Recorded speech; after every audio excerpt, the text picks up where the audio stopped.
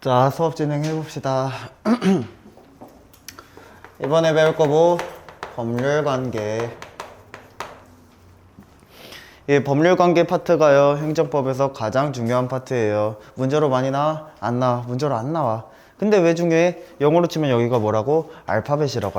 알파벳 배우고, 주어 동사 배우고, 문장의 오형식 배우고, 이런 가장 기초 파트예요.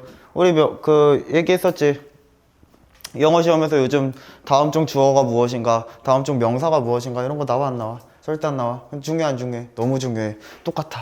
똑같아요. 이 법률관계 파트를 모르잖아. 나중에 뭘 배워도 공부가 안 돼요. 이 법률관계 파트가 제일 중요한 파트야. 제일 중요한 파트. 이 행정법의 가장 기초란 말이야, 이게.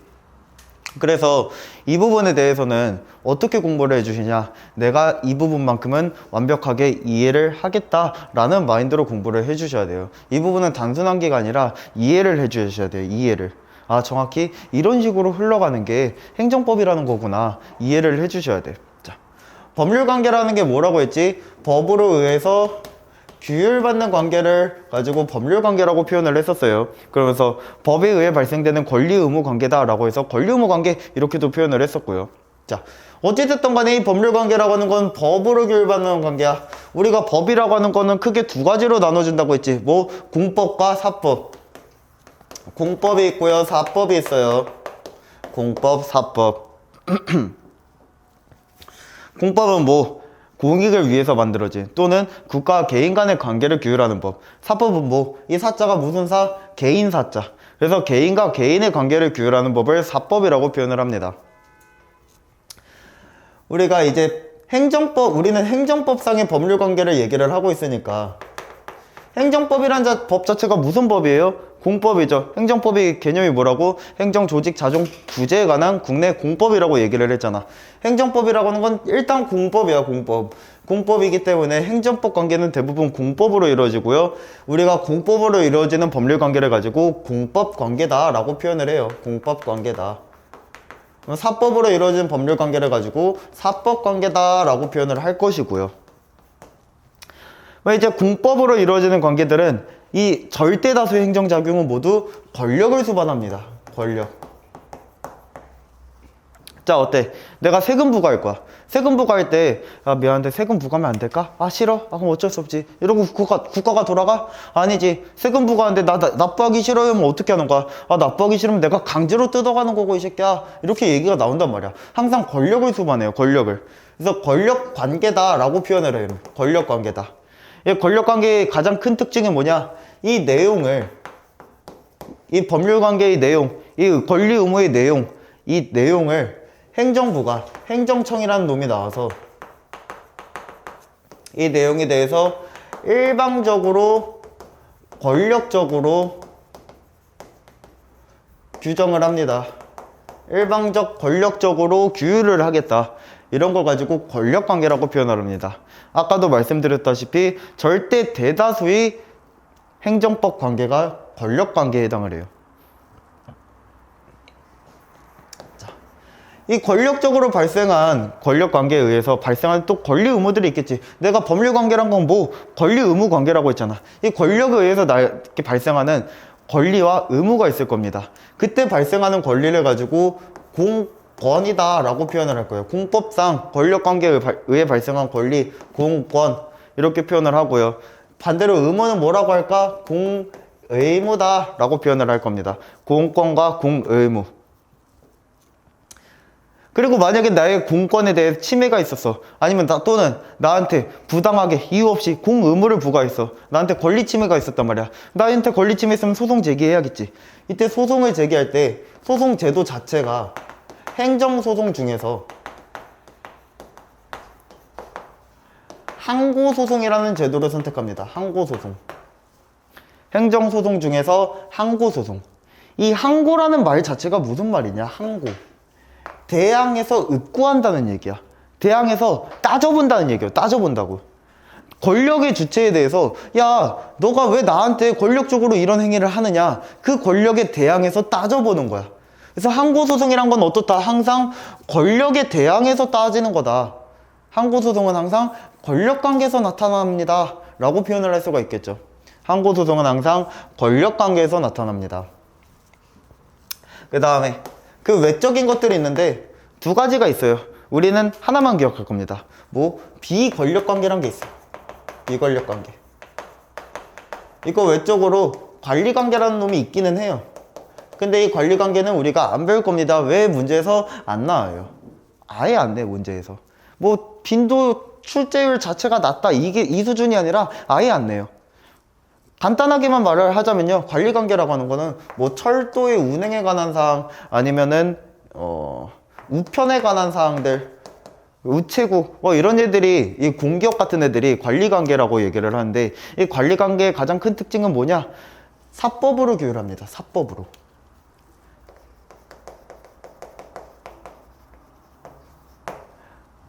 원래는 공법적으로 규율을 하던 애들이었어요. 근데 이제는 다 공기업화가 되었기 때문에 다 이제 사법으로 규율합니다. 그래서 관리관계는 사법의 규율을 받는다. 막 문제 안 나오고, 옛날에 그 다른 직렬에서 이딴 게 나온 적이 있었는데 간단하게 나왔어요. 관리관계는 사법의 영향을 받는다. 이것만 아시면 됩니다. 그 이상으로는 우리가 공부할 필요 전혀 없어요. 비권력 관계가 중요하다는 거지. 비권력 관계. 얘는 권력이 들어가 안 들어가? 안 들어가. 그렇기 때문에 상대방이 일반적으로 내용 결정을 할 수가 있어 없어? 없어. 내용 결정을 하기 위해서는 어떻게 하는 거야? 상대방과 협의, 합의 등을 통해서 하는 거야. 협의, 합의. 그래서 만약에 국가 행위 중에 여러 가지 행위가 있을 때 만약에 무슨 협의다, 무슨 합의다 이런 표현들이 들어가잖아. 그러면 그거는 99.9%는 다 비권력 관계 또는 사법 관계입니다. 뭐는 절대 아니겠다. 권력 관계는 아니겠다. 왜? 협의라는 게 뭐야? 그 상대방의 얘기도 들어보고 상대방의 의견도 반영을 해준다는 거냐. 권력적인 것처럼 일방적으로 할 수가 없다고. 이제 가장 대표적인 게 뭐가 있냐? 우리 공법상 계약이라고 있습니다. 공법상 계약. 이제 다음 시간에 되면요, 제가 책처럼 구성을 한 프린트를 이제 나눠드리기 시작을 할 겁니다. 따로 당연히 돈은 안 받을 거고, 프린트 받으면은 그거대로 이제 공부를 하시면 되는데, 제가 거기다가 이 계약에 관한 것들을 싹 다 표로 정리를 할 거예요. 그거 보고 그 표만큼은 반드시 외워주셔야 됩니다. 다음 시간에 드릴 건데, 이 공법상 계약에 관한 표 반드시 외워주셔야 돼. 문제로 뭐가 나오냐? 각종 여러 가지 계약들이 나와요. 계약행위들이. 지금 여러분이 원장님이랑 이 수업을 듣게 된 학원 수강에 관한 계약을 체결을 했죠. 공법으로 했을까? 아니지. 원장님 개인이죠. 일반 사인이지. 그러니까 사법상 계약이지. 이 사법상 계약과 공법상 계약을 구분하는 문제들이 많이 출제가 됩니다. 그래서 이 표를 암기를 해서 여기는 암기로 해석을 해 나갈 거예요. 어쩔 수 없어. 다만 간단하게 얘기를 하면은 보통 대부분이 어떤 일정한 공법상의 신분을 설정하는 계약들, 공법상의 신분을 설정하는 계약들은 다 공법상 계약으로 합니다. 가장 대표적으로 뭐 전문직 공무원, 이런 분들이 계세요. 전문직 공무원. 또는 뭐 여러분들 친구분들 중에 있을 수도 있는 이런 기간제 교사 같은 분들. 이분들이 우리가 공무원이라고 할 수 있을까? 전문직 공무원 공무원인가요? 우리가 평소에 공무원 하면 생각하는 이미지는 뭐야? 내가 한번 공무원이 합격을 하면은 내 평생 직장으로 나는 안전하게 공직 생활을 하는 것. 이게 공무원이죠. 이분들이 평생에 이름이 뭐라고? 기간제 교사. 그치? 평생 하는 거 아니죠. 학기마다 그 계약을 계속 계약을 해나갑니다. 우리 같은 경우 이제 우리 급여라던가 아니면 뭐 공무원의 급여, 공무원의 그 기간, 뭐 공무원의 근무 시간 이런 거 여러분들이 설정할 수 있어요? 없지. 그럼 여러분들이 공무원 임용을 해서 들어가는 거, 우리가 일반적으로 생각하는 공무원, 이분들은 어떤 관계인 거야? 권력 관계예요. 권력 관계. 일반직 공무원들은. 하지만 전문직 공무원들은 다 계약 맺고 들어갑니다. 계약으로 들어가. 그래서 급여를 얼마를 할지, 어떻게 일할지, 무엇을 일할지 이런 것들을 다 계약을 걸고 그 계약 기간 내에서만 일을 하는 거야. 그래서 이분들은 다 공법상에 공무원, 진짜 우리가 생각하는 공무원은 아니지만 공무원 비스무리한 여러 가지 공익적 행위들을 하는 그런 분들 아니야. 공법상의 신분은 부여받았다. 근데 이거를 계약을 체결해서 하더라. 그래서 공법상 계약이라고 표현을 하는 겁니다. 이분들에 대해서. 이제 군법상 계약에 대해서 발생하는 권리 의무들에 대해서 내가 소송으로 나갈 거야. 소송. 그러면 행정소송을 나가겠죠. 왜? 이분들도 어찌됐던 간에 행정법 관계 아니야. 행정법 관계. 그치? 권력 관계는 아니지만 행정법으로서 뭐 여러 가지 그 전문직 공무원 채용에 대한 뭐 법률 막 이런 것들이 있겠지. 그러니까 그 법에 의해서 또는 국가공무원법, 지방공무원법 얘네들이 원칙적으로 적용이 안 되긴 하지만 예외적으로 적용될 때들이 있어. 이분들에 대해서. 그래서 그런 법들에 의해서 우리가 다툴 것이기 때문에 소송 자체는 행정법을 갖고 다투는 행정소송으로 가. 근데 권력 주체에 대해서 따지는 거 아니죠. 그래서 이거는 당사자 소송이라고 표현을 합니다. 당사자 소송. 권력 주체를 대상으로 따지는 게 아니라 나도 계약의 당사자, 국가도 계약의 당사자. 그래서 당사자와 당사자 둘이 모여서 싸우는 소송입니다. 라고 해서 당사자 소송이라고 표현을 합니다. 당사자 소송.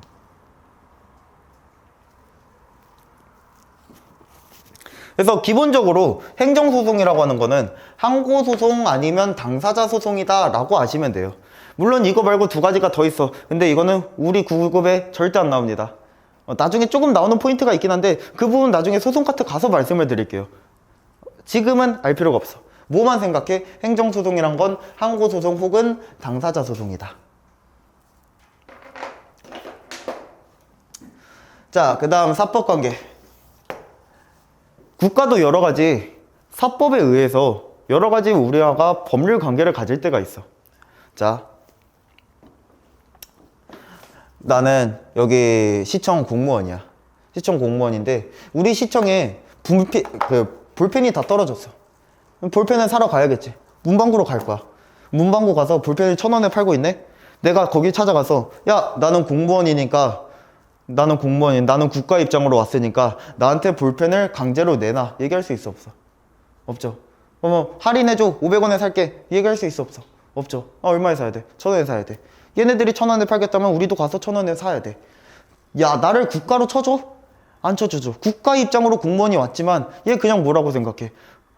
그냥 일반 사람이라고 생각하는 거 아니야. 이걸 가지고 사법관계라고 표현을 해요. 국가와 개인 간의 사법관계. 국가가 국가로서 존재하는 게 아니라 이 국가도 그냥 뭘로 치는 거야? 일반 사인, 일반 국민으로 치는 거야. 국가를 일반 국민으로 쳐서 여러 가지 매매계약 같이 법률 관계를 형성할 때 뭐를 통해서 형성을 하는 거야? 민법과 같은 여러 가지 사법을 통해서 규율을 해나가는 거야. 이걸 가지고 사법관계, 국가와 개인 간의 사법관계라고 표현을 하고요. 이제 줄여서 국고관계라고 표현을 합니다. 국고관계 또는 국고작용 이렇게 표현을 해요. 국고작용. 나라의 국간과 관련된 거야. 나라의 국간. 그냥 돈 관련됐다 라는 얘기예요. 돈 관련됐다.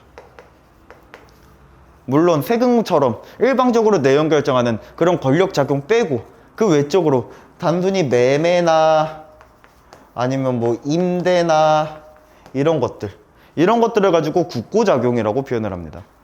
국고작용이다. 자, 이제 국가로 안 쳐준대요. 일반 사인으로 친대. 그러니까 여기서 만약에 계약상에 분쟁이 생겼어. 물론 어떤 소송으로 갈까? 민사소송으로 가야겠죠. 일반 국민과 국민이 다툴 때 민사소송 가듯이 얘도 아무리 국가에도 너는 그냥 국민으로 치겠다. 그 다음에 소송은 어디로? 국민 대 국민 싸우는 거니까 민사소송으로 갑니다. 민사소송. 민사소송.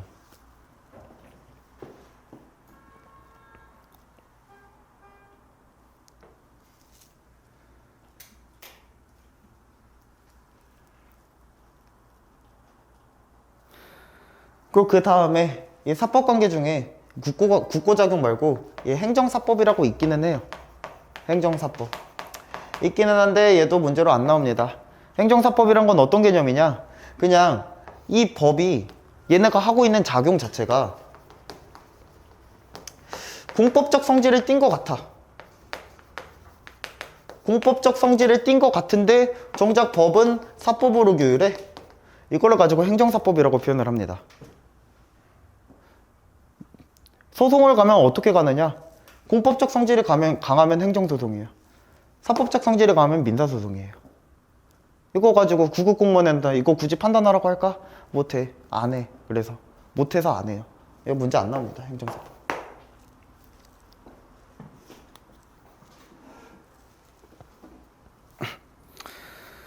자, 그러면은 이제 우리가 볼 거는 뭐냐? 이 커다란 틀을 갖춰놓고, 내가 권력과 싸우는 거는 항고소송, 권력이라고 하는 거는 행정청, 행정부가 나한테 일방적 내용 결정하는 것.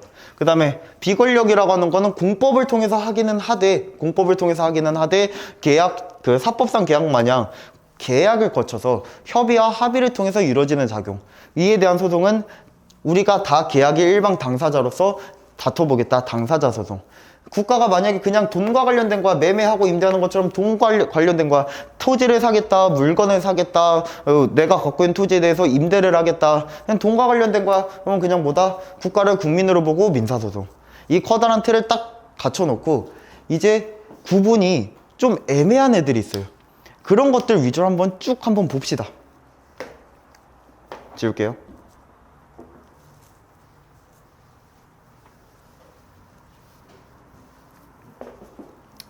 자, 처음에는 이제 국유재산에 대한 얘기가 나와요. 국유재산. 국가가 소유하고 있는 재산, 국유재산입니다. 보통 이제 국유재산에 대한 얘기가 나오면 무슨 얘기 하냐? 국가 소유의 이 부동산들에 대한 얘기들이 나와요. 국가 소유의 부동산에 대한 얘기들. 첫 번째, 이 국유재산은 두 가지로 나눠집니다. 행정재산이란 놈들이 있고요. 일반재산 또는 예전에는 잡종재산이라고 표현을 했었어요.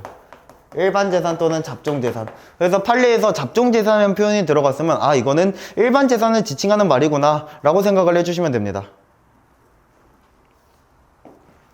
자, 행정재산. 이름부터 행정재산이래. 얘는 행정적인 어떠한 공익목적으로 사용이 되고 있는 토지입니다. 공익목적으로 사용이 되고 있는 부동산들, 이런 걸 가지고 행정재산이라고 표현을 해요. 자, 그럼 만약에 내가 이 행정재산에 대해서 어떤 사용수익허가 같은 걸 받고자 해. 사용수익허가. 내가 행정재산을 사용해서 그 행정재산으로부터 수익을 얻어내겠습니다 라는 거예요. 사용수익허가. 이제 가장 대표적인 게 어떤 게 있냐? 여기 앞에 그 도로 있잖아. 도로는 공익적인 목적으로 사용이 되나요? 안 되나요? 사용되지. 왜? 일반 국민들의 교통의 원활이라는 공익적인 목적이 있잖아. 그치? 공익적 목적으로 사용되고 있는 가장 대표적인 토지가 이 도로야. 국도들. 내가 국도에서 포장마차를 하겠대. 내가 국도, 이 도로 있으면은 여기 일부분을 내가 완전히 점해가지고 내가 독점적으로 사용하고 있는 거냐. 그치? 그럼 이 관계는 공법 관계로 가야 될까요? 사법 관계로 가야 될까요? 어떤 법으로 그 국도에 대한 점용권을 어떤 법으로 규율을 해나갈까? 도로가 무슨 목적으로 사용된다고? 공익 목적. 공익이랑 관련됐네? 그럼 공법, 사법? 공법으로 해야겠죠. 공익과 관련된 법, 공법. 그치? 그래서 얘네들은 공법 관계로 나타나게 됩니다. 이 행정재산에 대한 관계들은 다 공법 관계로 규율을 합니다. 왜? 행정재산 자체가 너무나도 공익적인 측면이 강하니까. 추가적으로 덧붙여서 얘기를 하자면 이 행정재산에 대한 사용수익허가 같은 것, 행정재산에 대한 사용수익허가 나중에 허가특허인가라는 행정행위를 배우게 되면은 그때 자세하게 배울 거예요. 지금 간단하게만 얘기를 할게요. 얘네들은 강학상 특허라고 표현을 해요. 강학상 특허라고 표현을 해요. 이름이 허가예요. 선생님 허가인데? 그러면 허가 아니에요? 우리가 실정법에서는 우리가 현실에서 쓰는 거는 그냥 허가라고도 쓰고 면허라고도 쓰고 면허, 운전면허 있지? 운전면허 막 면허라고도 쓰고 별의별 용어를 다 갖다 붙이는데 학술상 개념에 의하면은 이 강학상은 학술상이란 말이야. 학술상. 학술상 개념에 의하면은 저것은 특허에 해당합니다 라는 거예요.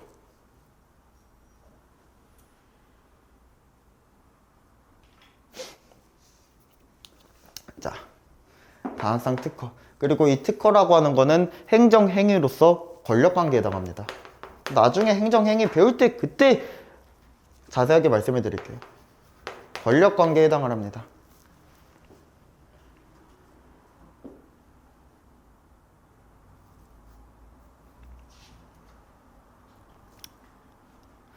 자, 그 다음 일반 재산에 대한 얘기를 해볼게요. 일반 재산. 행정재산이 공익 목적으로 사용되는 땅이라면 일반 재산은 그런 목적이 없는 땅입니다. 단지 국가가 소유할 뿐이지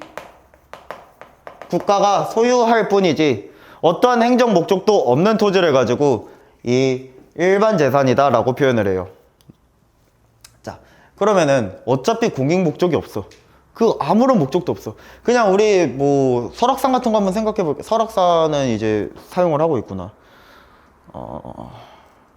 그냥 아무 설악산 근처에 아무 산이나 그냥 아무 임야야. 그걸 어떤 목적을 갖고 사용을 하고 있어? 설악산은 최소한 국립공원이라는 목적이 있어. 근데 설악산 아닌 다른 부분들 그냥 아무 산 목적이 있어? 아무것도 없지. 그냥 방치되어 있을 뿐이지. 그럼 국가 땅 아니야? 국가 땅은 막죠. 그치? 이런 걸 가지고 일반 재산이라고 표현을 하는 거예요. 아무 목적으로도 사용되지 않고 있는 토지. 내가 여기에 대해서 어떤 국민이 이 토지에 대해서 임대를 하겠습니다 또는 매매를 하겠습니다. 이제 국민은 임차를 하겠지. 우리가 땅을 빌리겠습니다. 매매를 하겠습니다. 뭐 이런 얘기들을 한대요. 이거는 국가가 어차피 공익적인 목적도 없으니까 이걸 그냥 국가를 대상으로 거래한다고 보기에는 그냥 국민과 국민의 대상으로 거래한다고 봐도 무방하지 않을까요? 마치 어떤 것처럼 공무원이 여러분들에 와가지고 볼펜 살게요 라고 얘기하는 것처럼 그냥 국가지만 국민으로 놓고 땅 살게요 땅 팔게요 라고 봐도 상관없지 않겠냐고. 왜? 공익 목적이 없으니까. 그래서 이때는요 사법관계로 해석을 합니다. 사법관계로. 그러니까 소송을 걸면 뭘로? 민사소송으로. 권력관계는 이 행정재산에 대한 사용수익 허가는 소송으로 가면 뭘로? 항고소송으로.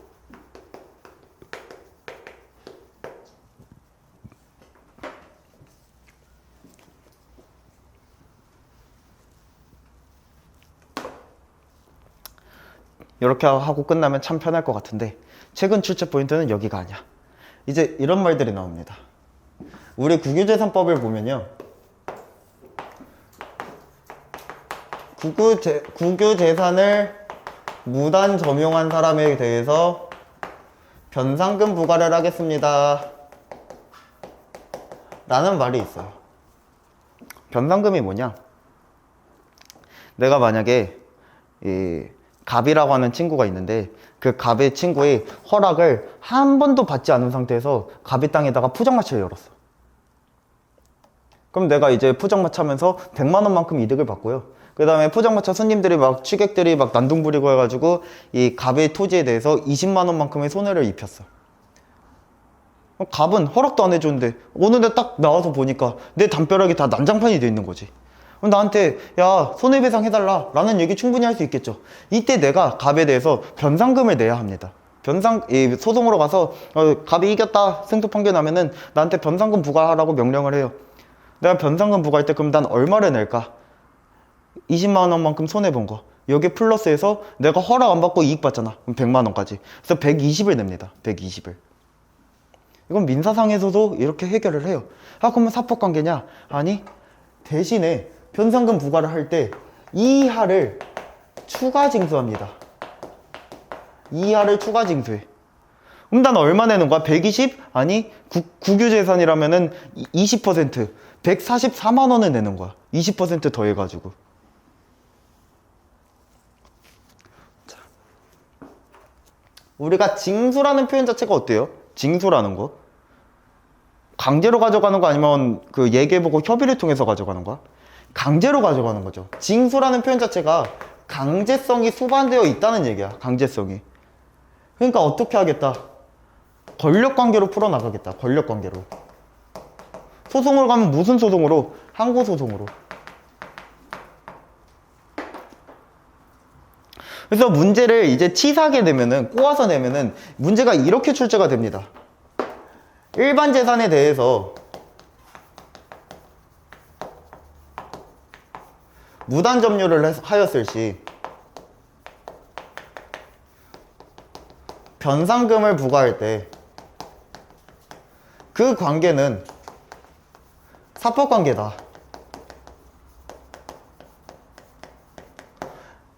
O야 X야?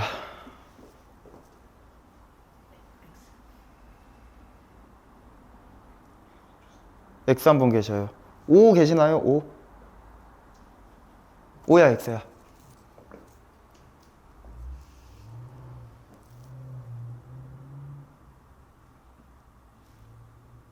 O야? O 한 분, X 한 분 계셔요. O야 X야? O. 왜? 일반 재산이니까? 자, 내가 어떤 재산에 대해서 하는 거라고?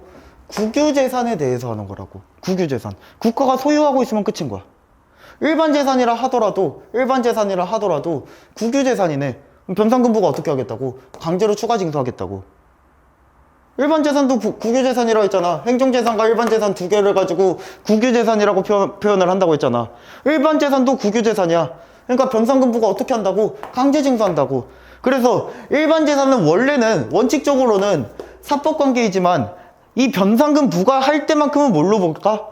공법관계로 본다는 거야. X입니다, X. 변상금 부과할 때만큼은 공법관계로 보겠습니다. 권력관계로 보겠습니다. 라는 문제예요. 그래서 이거를 체크를 해주셔야 돼. 요즘 출제 포인트는 여기로 나옵니다. 물론 보통은 그냥 쉽게 국유재산에 대한 변상금 부과 처분은 공법관계다. OX, O 이렇게만 나옵니다. 포인트 그 문제를 낼 때 여기서까지 어렵게 안 해도 어차피 행정행위 소송 파트 가면은 어려울 거 되게 많거든. 그래서 여기는 보통 쉽게 내. 근데 만약에 여기를 어렵게 내고 싶다. 그럼 한번 꼬을 때 이런 식으로 꼬아서 내요. 일반 재산에 대한 무단 점유를 했을 때 변상금 부과는 사법관계다. X. 공법관계다.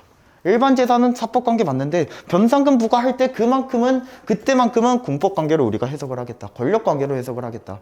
그렇기 때문에 여기서 한 단계 더 꼬면 이제 사법관계라는 표현을 안 쓰고 민사소송에 의한다. 법적 분쟁은 민사소송이다. 항고소송이다. 이렇게 나와요. 그럼 무슨 소송에 의한다? 항고소송에 의한다. 항고소송. 항고소송이 맞다. 그래서 이거를 소송 파트에서 문제를 내겠다 하면은 이런 식으로 나옵니다. 다음 중 항고소송이 대상이 되지 않는 것은 뭐 기역, 니은, 디귿, 리을 이렇게 나오면서 기역번에 딱 이게 있는 거야. 일반 재산에 대한 무단 점유 시 그에 대한 변상금 부과 처분. 항고소송이 대상 적격, 항고소송으로 갈 수가 있느냐? 갈 수 있다 없다? 갈 수 있다. 일반 재산이란 말에 낚이지 말라. 무단 점유할 때 변상금 부과할 때만큼은 항고소송 간다. 권력관계다. 그때만큼은. 문제가 이렇게 나와요. 그러니까 어쩌겠어. 내가 소송 파트에서 기속력이니 기판력이니 있던 거 배웠는데 그거 안다고 이 문제 풀 수 있었겠어? 못 풀었지. 뭐 알아야 풀어요? 법률 관계를 알고 있어야 푸는 문제였어. 그치? 그래서 항상 이게 기초니까 이거부터 제대로 잡고 가시라. 계속 강조드립니다. 이거부터 제대로 잡고 가시라. 자, 일단 하얀 분필이. 자, 그 다음 여러 가지 근무 관계들이 나와요. 근무 관계. 자. 연금관리공단이 있어. 연금관리공단이 이 갑이라는 사람한테 연금 지급 결정을 하겠대요. 우리 연금 지급 결정하면 우리 선택할 수 있는 건 있어. 어떤 거 선택해? 일시불로 받을지 매달 받을지 이 정도는 선택하죠. 근데 어떤 거 선택 못해? 금액을 얼마로 할지. 그치? 나한테 당신은 지금 매달 100만 원 준다고 하는데 100만 원 말고 500만 원 주세요. 얘기할 수 있어 없어? 없어. 금액은 누가 설정해? 국가가 설정해. 이 연금관리공단이 설정하는 거야. 그럼 연금관리공단이 나한테 이 연금 지급 결정을 한 거 공법관계가 사법관계일까?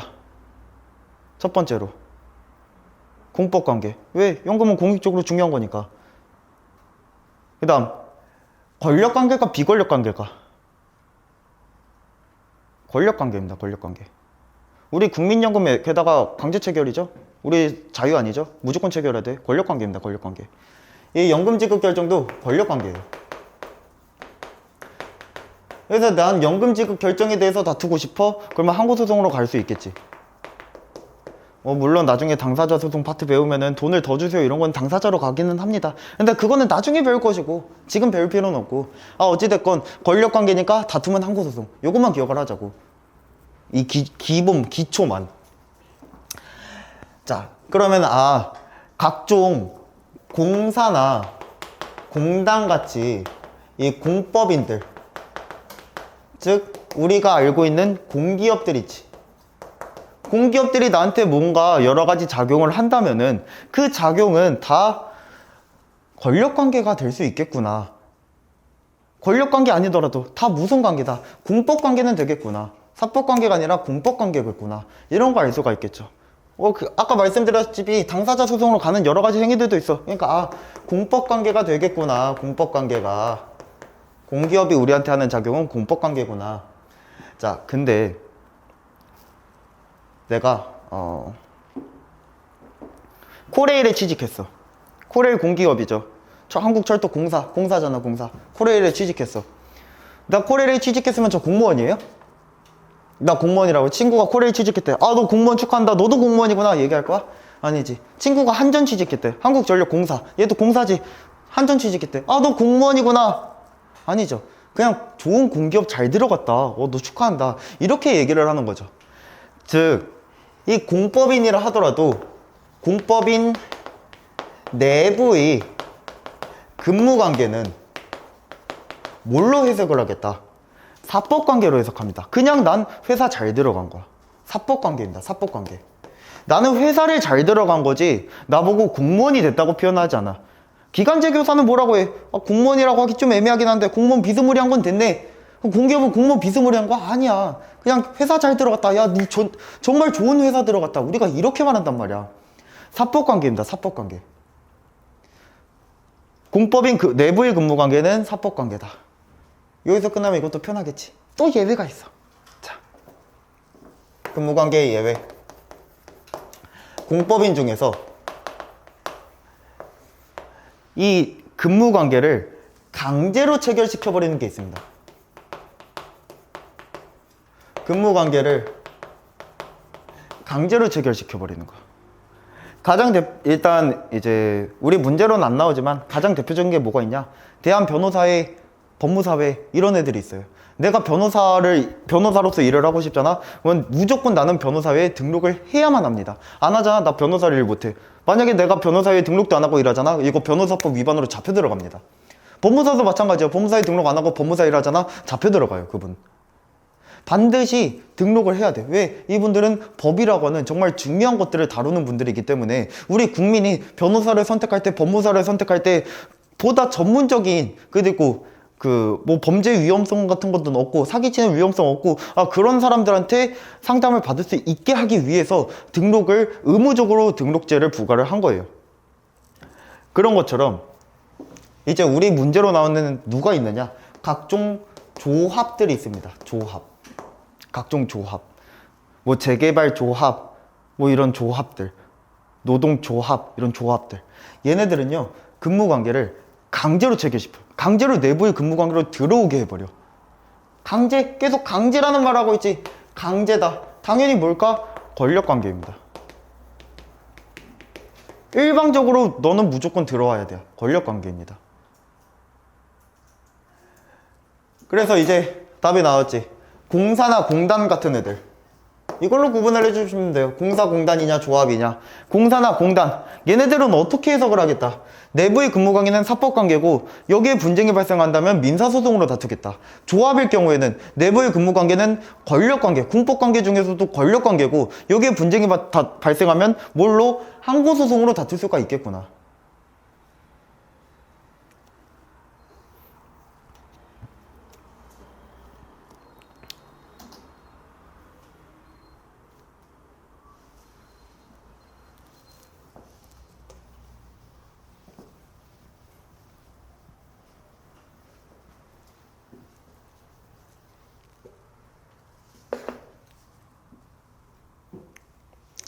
자, 그 다음 각종 서비스 이용관계.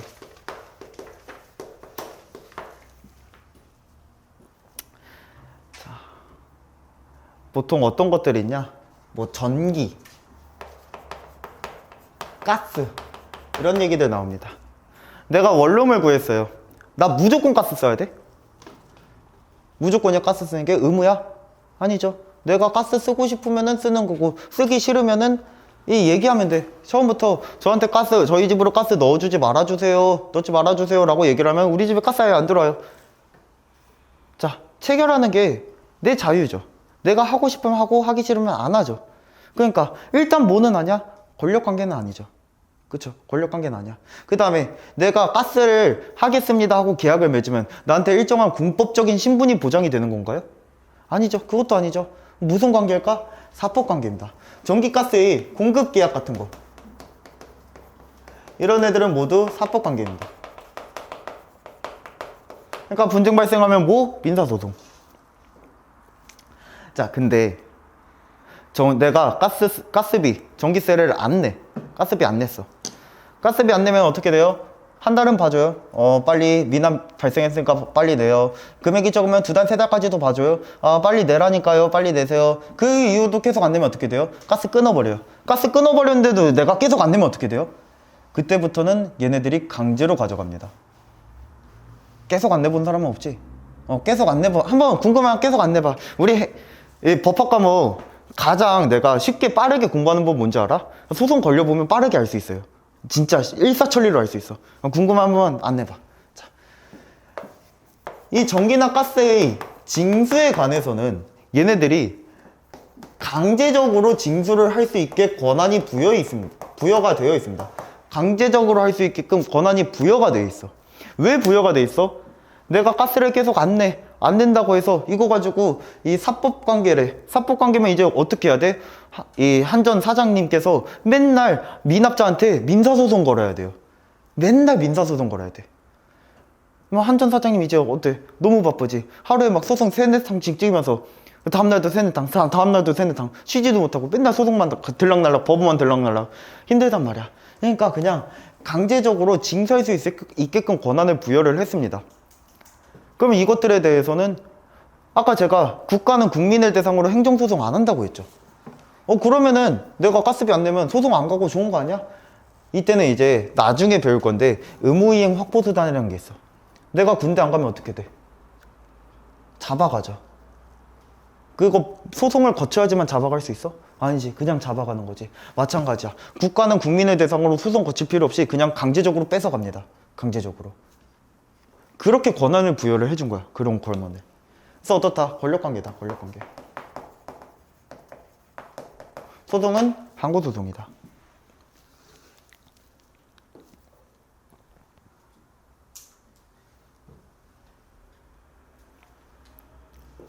그 다음 각종 계약관계들이 있어요. 계약관계. 계약관계라고 하면은 뭐가 있었지? 공법상 계약이 있었고, 그리고 사법상으로도 계약을 할 수가 있죠. 사법상 계약. 지금 이게 공급계약이 사법상 계약 아니야. 이런 사법상 계약들이 있어.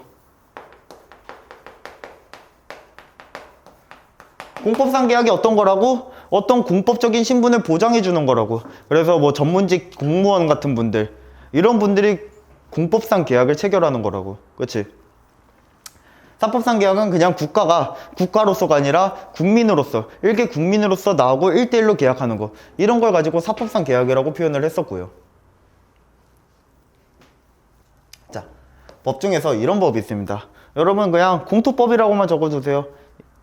어차피 법 이름 몰라도 안 외워도 되니까. 그리고 외우기 싫어도 맨날 문제에서 나와서 자동으로 외워질 겁니다. 문제에서 어차피 공토법에 대한 설명 이런 거는 안 나오고요. 공토법에서 이런 얘기가 나왔는데 그 작용에 대한 성질 이런 문제가 나오는데 그거는 공토법 몰라도 풀 수 있는 것들이에요. 그래서 여러분 그냥 공토법이라고만 쓰세요. 정확한 내용은 공익사업을 위한 토지 취득 및 보상 등에 관한 법률 이라는 법이 있어요. 그래서 우리가 줄여서 공토법 또는 국토법 이렇게 표현을 합니다. 자, 이 공토법에서 이제 어떤 얘기들이 나왔냐? 만약에 내가 도로를 깔고자 해. 도로를 까는데 이 도로에 그 깔려고 하는 이 지역의 중간에 이 부분이 사유지야. 그러면은 이 사유지에 대해서 우리가 공익사업, 도로를 깔겠다는 공익사업을 위해서 토지를 그 계약을 해서 가져오거나 매매 계약을 하거나 아니면 강제로 뺏어오거나 그런 것들에 관한 규정들이 적혀져 있는 법입니다. 공토법이라고 해서. 자. 만약에 내가 공토법에 의해서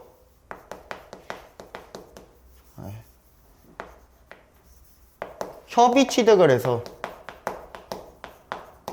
협의 취득을 통해서 토지를 매수했어요.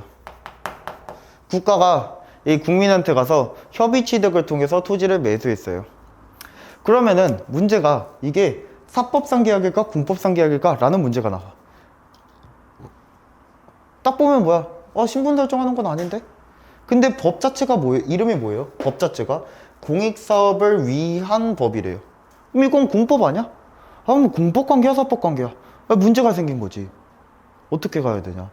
공법적 신분을 보장하는 법은 확실하게 아닌데 공익사업을 위한 공법인 거는 맞는 것 같고 무슨 계약으로 보느냐? 판례가 여기 학설 대립은 되게 많았어. 학설 대립은 이제 학설상으로는 이거는 공법으로 보는 게 맞고 공법상 계약으로 보는 게 맞을 것 같다. 법 자체가 공법이니까 이게 학설의 다수설이에요. 근데 판례가 이제 뭐라고 얘기를 했냐? 우린 판례만 기억하면 되죠. 판례들은 이렇게 얘기를 했습니다. 이것은 아무리 공토법에 의했다 하더라도 이것은 사법관계다. 사법관계다. 협의취득이다. 근데 공법상 신분 보장을 해주는 것도 아니야. 그리고 마지막으로 이 법이 없었으면은 협의취득 할 수 없었을까? 법이 없었어도 협의취득 상관없었겠죠. 자, 법이 없다고 한번 가정을 해보자는 거야. 법이 없다고 가정을 했을 때 확실하게 공법적 신분 보장 아니고 우리가 공법인지 사법인지 판단할 법은 없고 근데 매매는 어차피 가능하고 우리가 여러분들이 내가 분필 팔려고 해. 그러면 분필 판매에 관한 법률 이런 거 있냐고. 없어. 내가 알아보지도 않아. 그냥 파는 거야. 팔고 싶으면. 여러분 중고나라 가서 또는 당근마켓 가서 내가 쓰던 중고품 팔 거야. 그러면 중고 물품 판매에 관한 중고 물품 거래에 관한 법률 이런 거 있냐고. 알지도 모르겠어. 그런 게 있는지도 없는지도 몰라. 그냥 파는 거야. 법이 있는지도 모르고.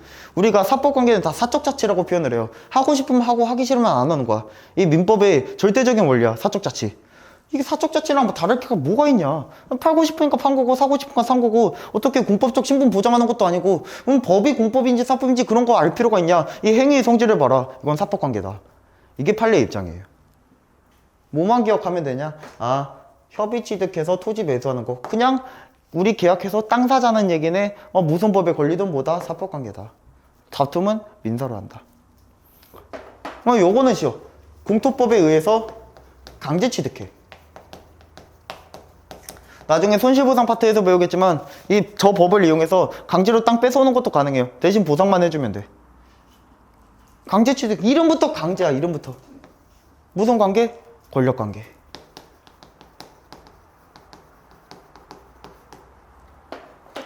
그쵸. 권력관계.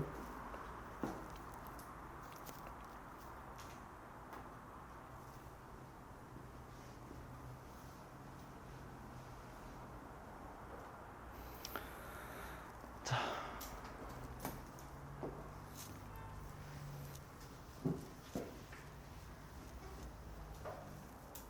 그 다음 이제 각종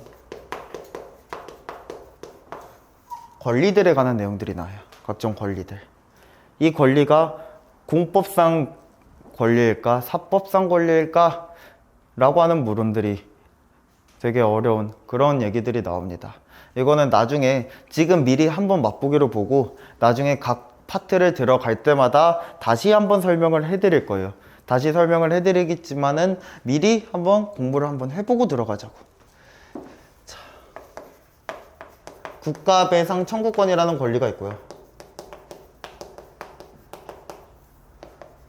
손실보상 청구권이라는 권리가 있고요. 그 다음에 결과 제거 청구권이라는 권리가 있고요. 부당 이득 반환 청구권이라는 권리가 있어요.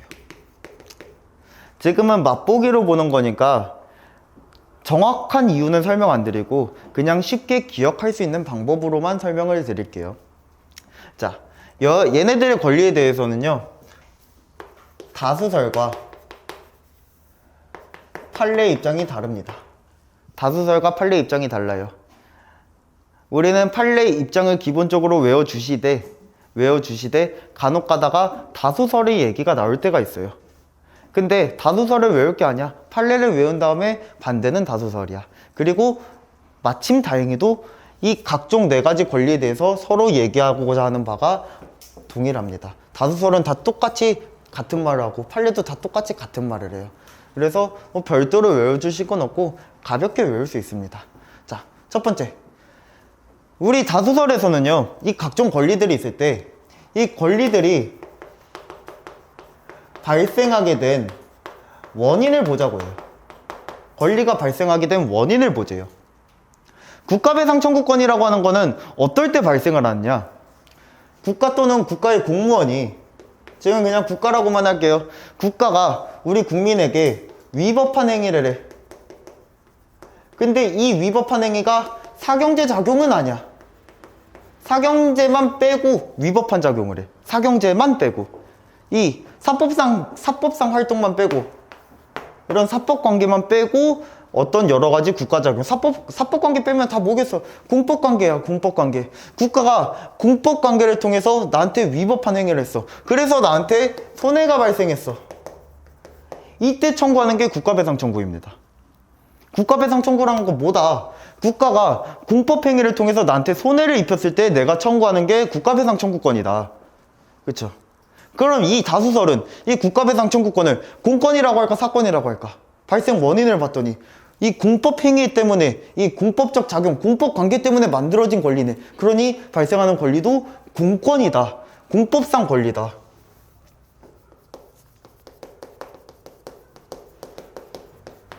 라고 얘기를 해요. 국가배상 청구권은 공법상 권리입니다.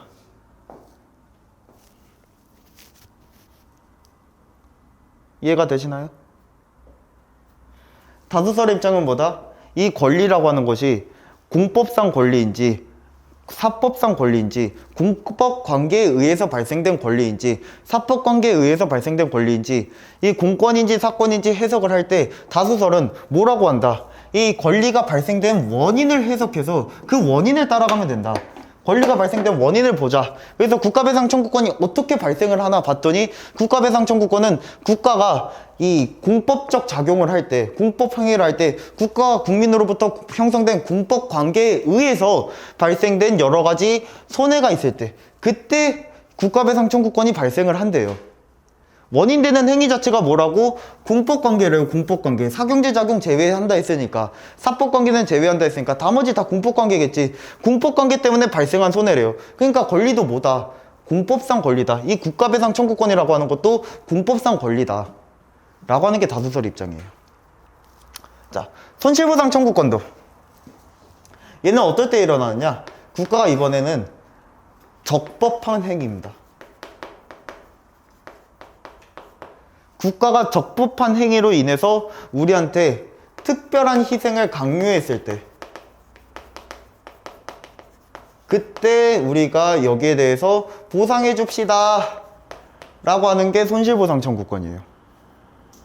아까 내가 공토법에 의해서 강제 취득이 가능하다고 했지. 보통 이럴 때야. 여기 도로를 뚫으려고 하는데 이 부분이 사유지야? 그래서 어떻게 했어? 이 사유지를 강제로 뺏어왔어요. 강제로 뺏어왔을 때 이 사유지 주인은 나한테 뭐라고 하는 거야? 너의 적법한 행위, 공토법이라고 하는 법에 의한 적법한 행위 때문에 나한테 내가 특별한 희생을 했습니다. 내가 손실을 봤다 이거야. 그러니까 나한테 그 손실액만큼 보상을 해주세요.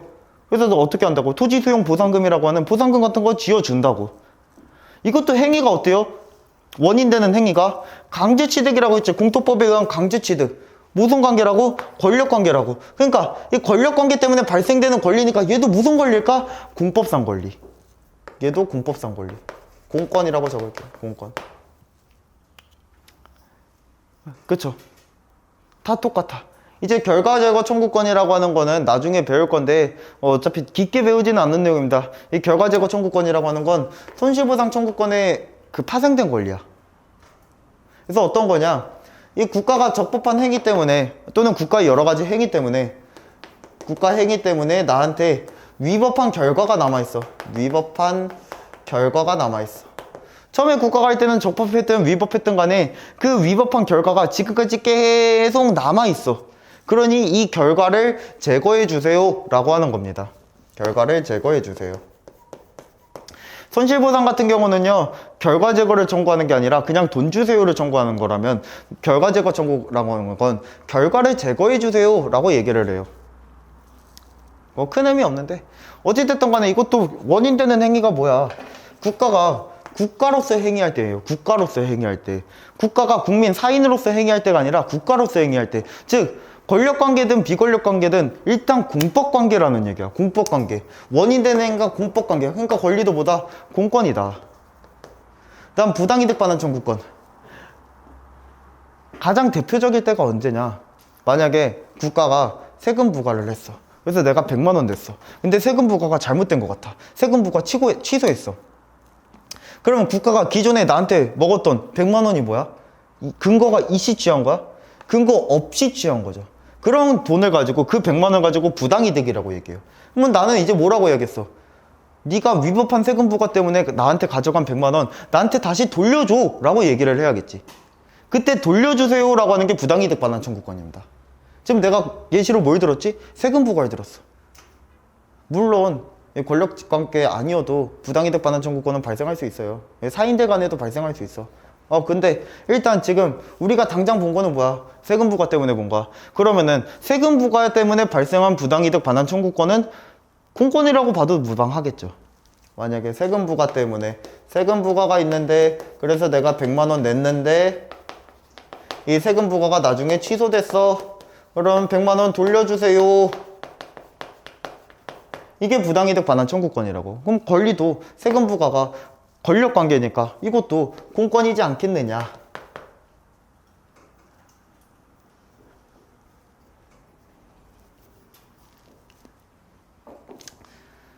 자, 그럼 이제 한번 판례 입장을 볼게요. 판례 입장.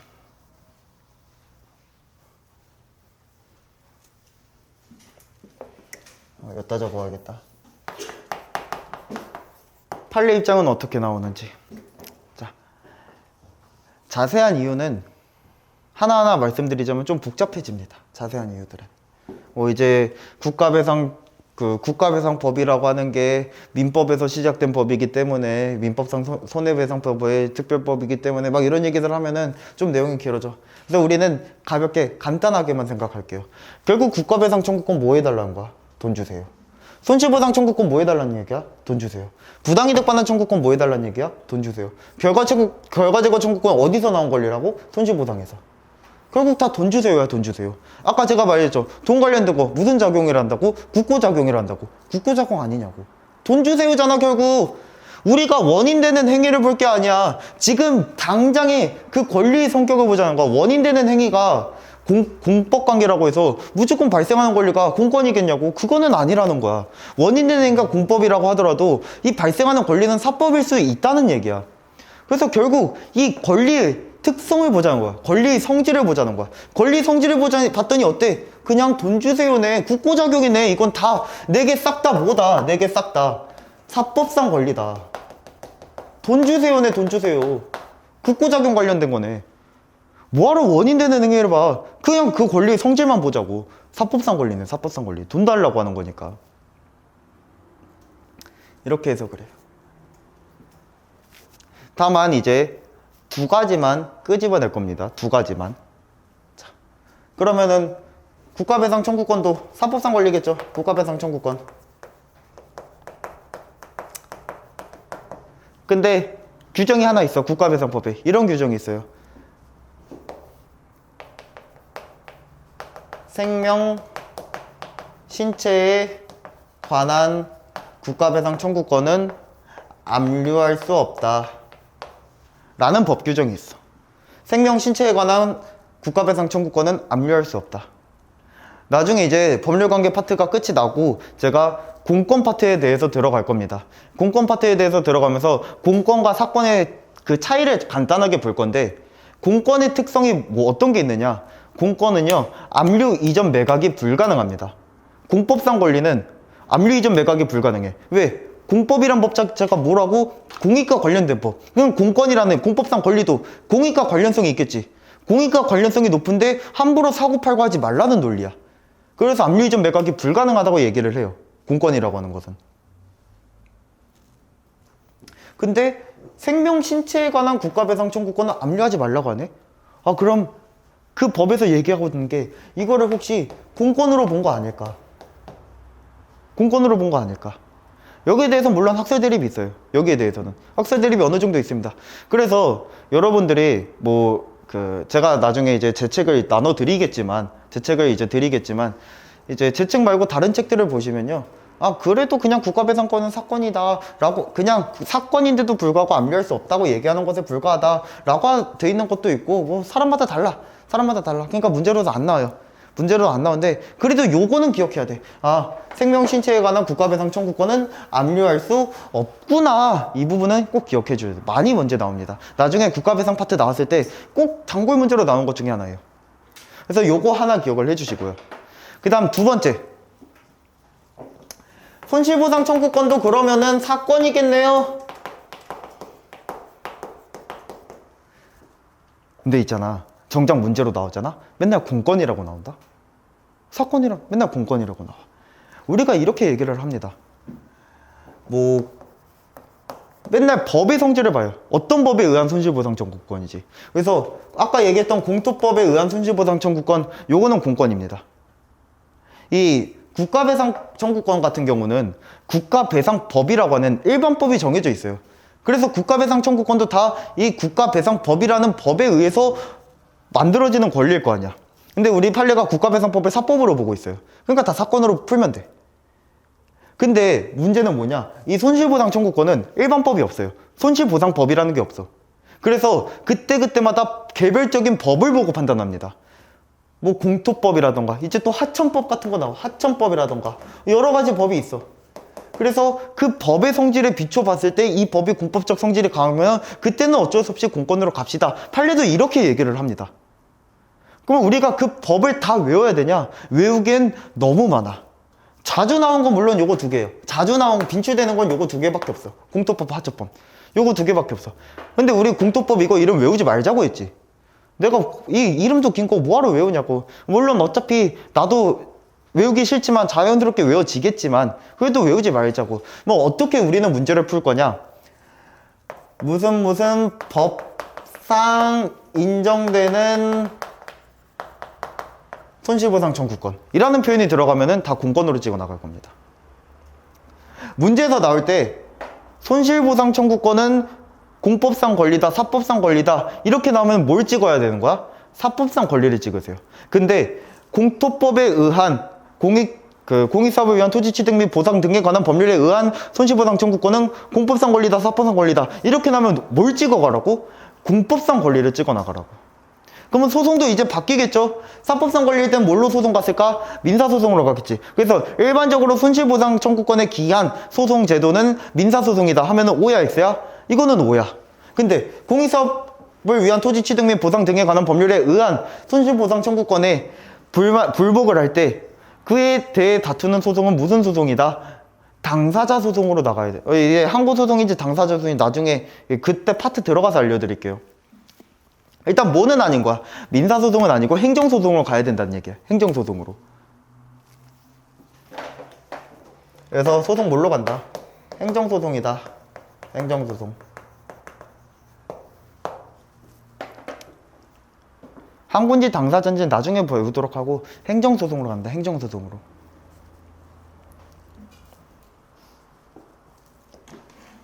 그래서 무슨 법상 인정되는 이 키워드를 기억했다. 이 키워드를. 앞에 무슨 법이 나오든 그냥 공권이겠지, 권이. 이렇게 찍어가세요. 우리가 현실적으로 모든 법의 이름을 다 외우는 건 불가능합니다. 물론 쉽게 나오면 공토법, 하천법 요거 두 개 갖고 나올 거야. 웬만하면 이거 2개 갖고 날 거야. 근데 만약에 이걸 지엽적으로 내고 싶다. 그러면 이거 암기 범위가 말도 안 되게 넓어져요. 밑도 끝도 없어요, 이거는. 그러니까 그냥 이렇게 찍으라고. 법상 인정되는 손실보상 청구권 공권이다. 항상 말씀을 드리지만 우리가 이 행정법이라는 과목은 내가 100점 맞겠다고 공부를 하게 되면은 이 범위가 밑도 끝도 없이 너무 넓어져요. 내가 100점 맞겠다. 열심히 공부하고 운으로 말고 실력으로 100점 받으려면 열심히 공부할 수 있어. 나처럼 공부하면은 여러분들이 한 3년 5년 행정법만 주구장창 공부해요. 그럼 당연히 100점 맞지. 왜 100점 못 맞아?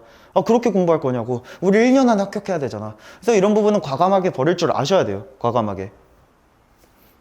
그래서 우리는 이제 나중에 제가 이제 문풀반으로 들어가게 되면은 여러분들이 지금까지 이제 진도별 기출문제를 계속 풀어 나가겠지만 이제 문풀반 쪽으로 넘어오게 되면은 제가 이런 것들을 관리시켜 드릴게요. 내가 네 가지 선지를 다 모르는 상태에서 문제를 풀 수 있는 방법들. 우리가 그거를 꼭 익혀야 돼. 행정법이라고 하는 거. 왜? 내가 다 알 수 없으니까. 전체를 알 수 없으니까. 그래서 버릴 거는 버리고 취할 건 취하고 기출 문제들 중에서도 이거는 기출이 됐지만 그래도 이건 버리자. 이거는 잘 안 나왔지만 그래도 이건 가져가자. 제가 이런 걸 하나하나 다 찝어 드릴 겁니다. 어차피 다른 문풀 선생님도 그럴 거니까 굳이 무조건 내 거 들으라는 건 아니고 내 거 들으면 더 좋지만. 자, 그래서 요 정도로 얘기를 하고요.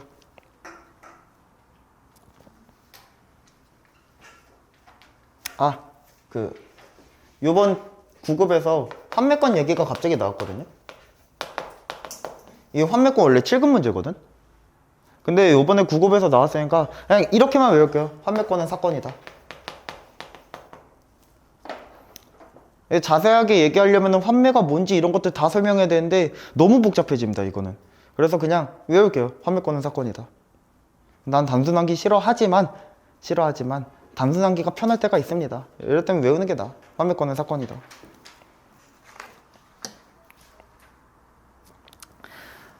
자, 그럼 여기까지 하도록 하고요. 우리가 이제 아예 수업 끝인가? 오늘 수업 아예 끝이지? 자, 그래, 오늘은 이제 법률관계 파트에서 끝나도록 하겠고, 이제 여러분들이 진도별 기출문제들을 각자 풀어보시는데, 내가 프린트 준비를 안 했어. 미안해. 이거 뽑아놨어야 되는데 안 뽑아놨어. 그래갖고 여러분들이 문제 푸는데 조금 힘들 거야. 아직 그 표를 외웠어야 되는데 표를 못 외웠으니까. 그래서 힘들 건데, 그렇다고 공부 안 할 수는 없잖아. 그래서 어차피 제가 틀리는 것도 좋다고 얘기를 드렸죠. 어차피 틀리면서 어차피 내가 틀리는 부분들이 다 이제 표에 나와 있을 부분이라고 말이야. 그래서 틀리면은 내가 모르겠다. 그냥 과감하게 너무 시간 낭비하지 마시고 막 고민하고 이거 어떻게 갈까 시간 낭비하지 마시고 그냥 계약관에서는 이게 공법적 신분 보장하는 걸까 아닌가 그냥 그걸로만 보고 나머지 이제 웬만하면 제가 오늘 필기해드린 부분에서 나올 거예요. 이 계약 관한 부분 말고는. 그래서 그냥 그걸로 판단을 하시고 만약에 이게 신분으로는 잘 모르겠어 못 풀겠어 그럼 그냥 틀려버린 다음에 그 부분 외우시면 돼요. 오답 체크하면서. 알겠지? 그럼 그렇게 공부합시다. 다음 시간에 제가 준비해 볼게요. 오늘 수업 여기서 마치도록 하겠습니다. 고생했습니다.